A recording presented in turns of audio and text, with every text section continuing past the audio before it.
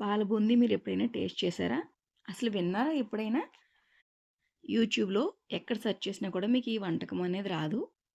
దీన్ని ఎలా చేయాలో చూద్దాము. దీనికోసం ముందుగా ఒక కప్పు బియ్యం తీసుకొని నైట్ నీళ్లు పోసుకొని నానబెట్టుకోవాలి.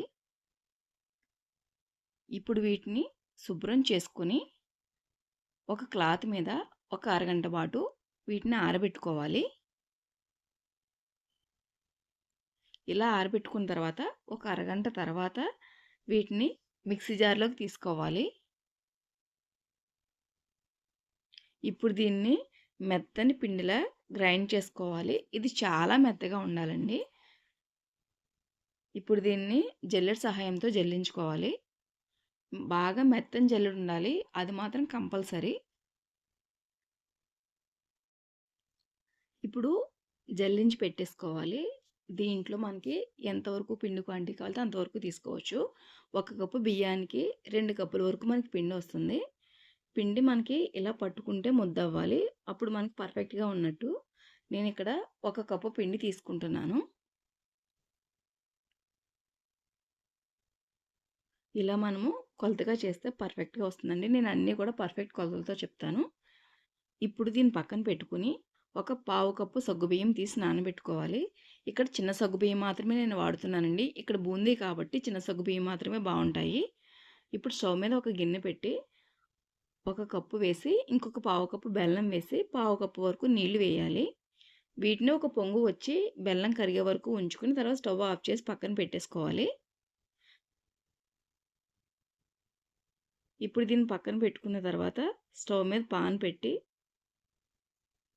ఒక కప్పు నీళ్లు వేసుకోవాలి. మనం ఒక కప్పు బియ్యపు పిండి తీసుకున్నాం కాబట్టి ఒక కప్పు నీళ్లు వేసుకోవాలి. 2 స్పూన్ల వరకు బెల్లం వేసుకోవాలి. ఇప్పుడు దీంట్లో ఒక స్పూన్ నెయ్యి వేసుకోవాలి. టేస్ట్ చాలా బాగుంటుంది ఇలా వేసుకుంటే.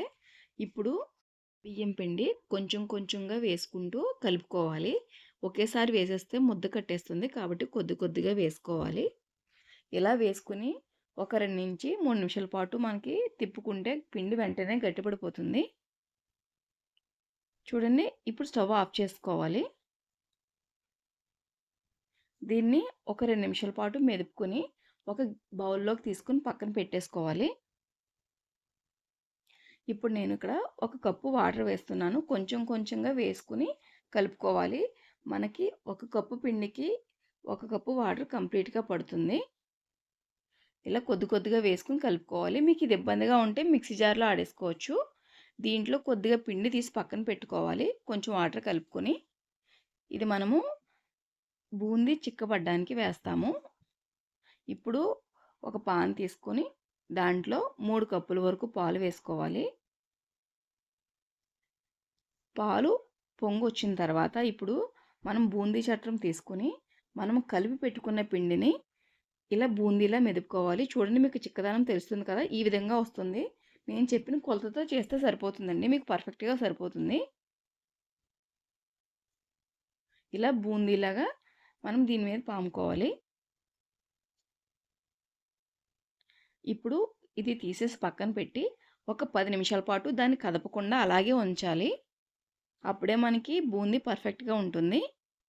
ఇది టేస్ట్ చాలా బాగుంటుందండి. ఎవరైనా కూడా ఈజీగా చేసేలాగే నేను కొలతలు చెప్పాను. ఇప్పుడు ఇది ఒక పొంగు వచ్చింది కదండీ! ఇప్పుడు దీన్ని ఒకసారి కలుపుకోవాలి. చూడండి బూందీ ఎంత పర్ఫెక్ట్‌గా వచ్చిందో మనకి. ఇలా ఒకసారి కలుపుకున్న తర్వాత దీంట్లో మనం ఆల్రెడీ నానబెట్టి పెట్టుకున్న సగ్గుబియ్యం వేసేసుకోవాలి. ఇవి చిన్న సగ్గుబియ్యం కాబట్టి మనకి వెంటనే ఒక 5 నిమిషాల్లో ఉడికిపోతాయి. ఆల్రెడీ నానబెట్టి పెట్టుకున్నాం కాబట్టి. సగ్గుబియ్యం వేసిన ఒక 5 నిమిషాలకి వీటిని మళ్ళీ ఒకసారి కలుపుకోవాలి. ఇప్పుడు దీన్ని దగ్గర పడేంత వరకు ఒక 10 నిమిషాల పాటు ఉడికించుకోవాలి. చూడండి మీకు సగ్గుబియ్యం కూడా వెంటనే ఉడికిపోయాయి. ఇప్పుడు ఇది దగ్గర పడిన తర్వాత మనం ఆల్రెడీ కలిపి పెట్టుకున్న పిండిని వేసేసుకోవాలి. పిండిని వేసుకున్న తర్వాత ఒక 3-5 నిమిషాల పాటు ఉడికించుకుని స్టవ్ ఆఫ్ చేసుకోవాలి. చల్లారిన తర్వాత మనం ఆల్రెడీ రెడీ చేసి పెట్టుకున్నాం కదా బెల్లం పాకం, దాన్ని ఇందులో వేసేసుకోవాలి. ఇప్పుడు బెల్లం పాకము అలాగే ఈ పాల బూందీ కూడా కలిసేలాగా బాగా కలుపుకోవాలి. ఇప్పుడు దీంట్లో కొద్దిగా యాలకుల పొడి, ఒక 2 స్పూన్ల వరకు నెయ్యి వేసుకోవాలి. దీన్ని బాగా కలుపుకొని జీడిపప్పు, కిస్మిస్ వేయించుకుని వేసుకుంటే మనకి చాలా చాలా టేస్టీగా ఉండే పాల బూందీ రెడీ అయిపోతుందండి.